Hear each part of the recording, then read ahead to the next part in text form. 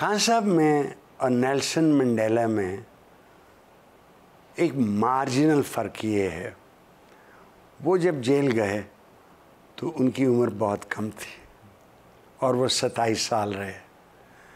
खान साहब जब भेजे गए तो उनकी उम्र ज़्यादा थी। So it's entirely possible. ये निज़ाम इंसान के हाथ में नहीं है, ये कुदरत के हाथ में है।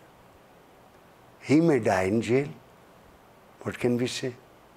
बट जब भी वो बाहर आएगा, लोगों को अच्छा लगे या बुरा लगे, अवाम उनके साथ है, फॉर गुड रीज़न और बैड रीज़न। वो जब बाहर आएंगे तो क्या कोई सीखा होगा उन्होंने, वो गलतियां दोबारा दोहराएंगे? मेरा ख्याल है कि खान साहब सीखेंगे, सीख के आएंगे।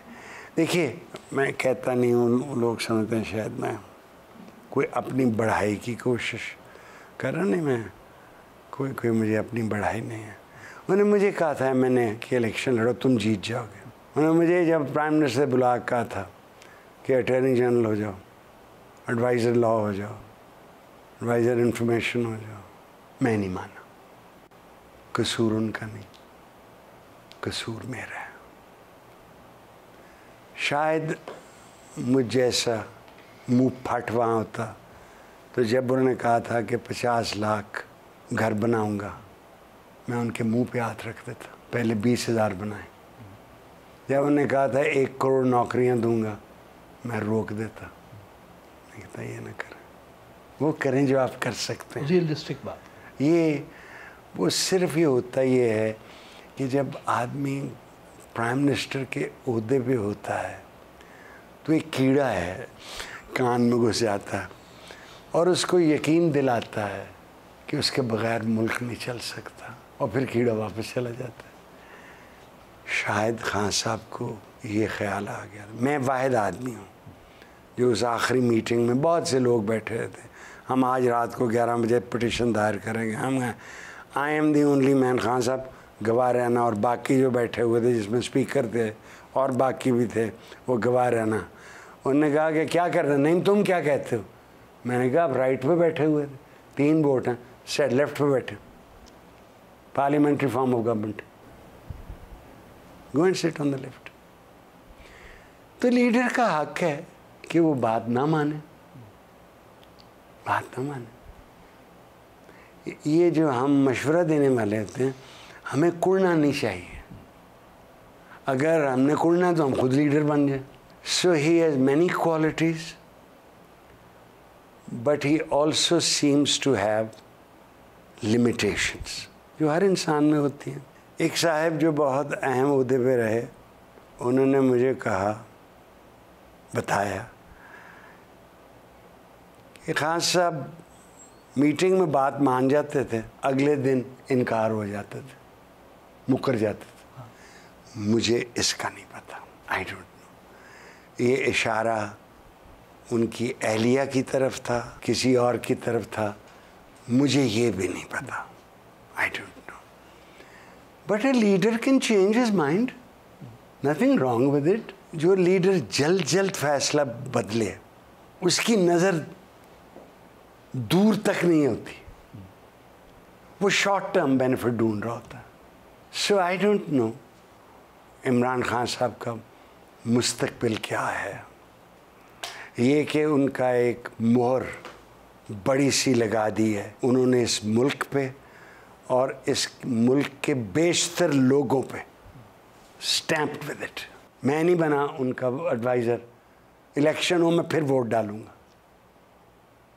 मेरे घर वाले सब डालेंगे वोट, मैं नहीं कहूँगा, वोट देने का उनका फैसला है, वो डालेंगे उसको वोट। लेकिन जहाँ इलेक्शन फेयर ही ना हो, देखिए ना 3 फॉर्म बनते रहना, एक वो जो पोलिंग ऑफिसर बनता है, एक रिटर्निंग ऑफिसर बनाता है, एक वो जो इलेक्शन कमीशन ऑफ पाकिस्तान बनाती है, वो फॉर्म हो ही नहीं तब्दीली हो सके। सो जब आपका एतबार इलेक्शन से उठ जाए और आप वो कहते हैं कि वोट को इज़्ज़त दो, वोट को इज़्ज़त दो, अच्छा नारा था भाई, और वोट को इज़्ज़त दो, पर वोट को चलने तो दो ना, लेट इट स्पीक।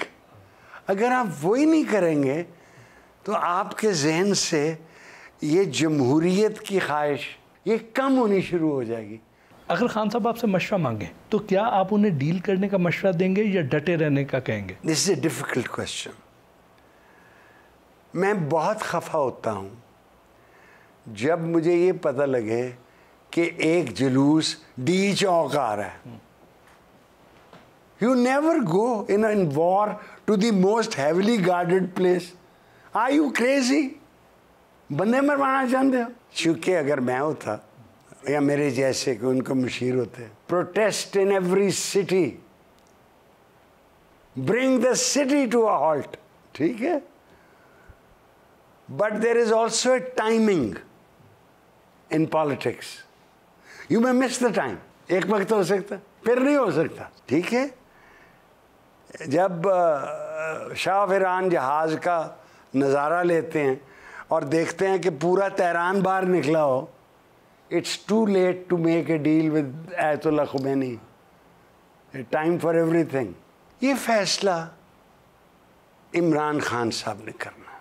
मैं उनके मुशीरों में से होता तो शायद मैं उनसे कहता कि अगली इलेक्शन तक आपकी कोई क़यामत नहीं आ जाएगी अगर आप बनी गाला रहें।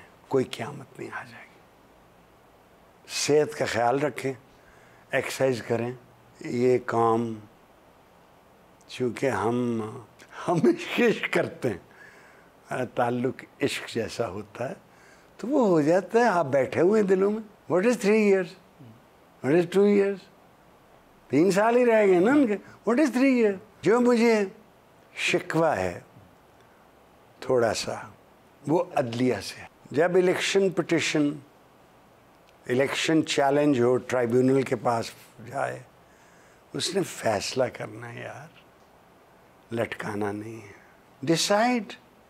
और यही हमारी हाई कोर्ट, यही गुजारिश सुप्रीम कोर्ट से, फैसला करें जी। Either way. कौन कहता है इस तरफ करें? जो करते आपके मन में आता करें। तारीख नहीं आपको याद करेगी। और आपने जवाब देना, आपकी औलाद ने जवाब दे होंगे इस दुनिया में, और आपने जवाब दे होना है अगले जहान में भी, और तारीख को भी। वो याद रखें बस। जो लोग 9 मई के बाद पीटीआई को छोड़ गए उनके बारे में क्या कहेंगे?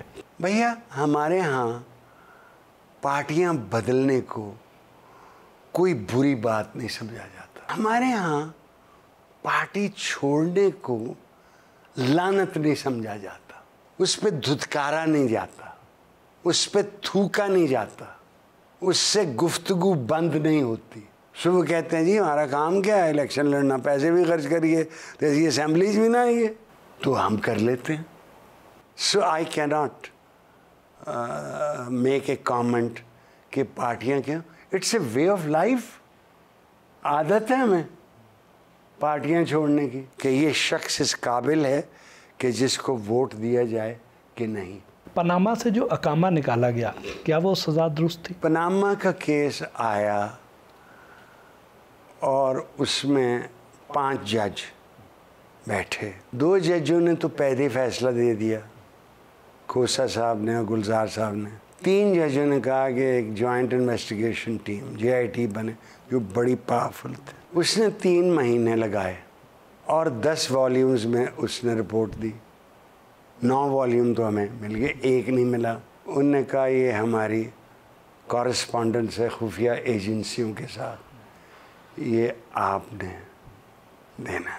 उसमें ऐसी चीज़ें बिल्कुल थीं जिससे नवाज शरीफ साहब की शराफत और नेकी डाउट में आ जाती है। मसलन रिकॉर्ड पे ये भी आ गया कि जो उन्होंने कहा कि हमने दुबई में स्टील मिल्स बनाई हैं, उस पैसे से हमने लंदन में फ्लैट ख़रीदे हैं, वो तो नुकसान में गई, वो डॉक्यूमेंट आ गई। Major loss. जो BCCI ने पैसे वो तो छोड़ दिए थे, फिर भी लॉस। उससे नहीं आपने लंदन वाले फ्लैट्स ख़रीदे। फिर आपने एक स्टील मिल्स सऊदी अरेबिया में बना ली, वो कैसे पैसे कहाँ से आए भाई? फिर आपके बेटे ने आपको $2 मिलियन एक दफ़ा भेजा और $2 मिलियन दूसरी दफ़ा भेजा, जो आपने डिक्लेयर किया।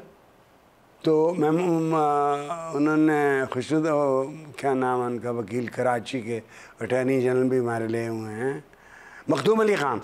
मखदूम अली ख़ान ने बहस की कि बेटा भी, what is wrong with the son sending money, $2 million, और आप वो पैसे अपनी वो जो है ना, अब जो शेर हमने चेंज करके बनाया हुआ है, प्यो पुत्र दवे प्यो नू तो प्यो दवे धी नू, आपो विच वंडी जाओ तो आपो खाई जाओ। ये दामन का शेर है ना जी, उसने बनाया। तो ये उनमें वो, और जो दुबई वाली मिल बेचने का मुआहदा है, वो शहबाज शरीफ ने लिखा हुआ, नाम किसी और का है, दस्तखत शहबाज शरीफ के। ऑलराइट। फिर एक और तरीका सोचने का ये है कि मिन हैसुल कौम हम ठीक नहीं हैं, हमें ऐसे ही हुक्मरान मिलने चाहिए।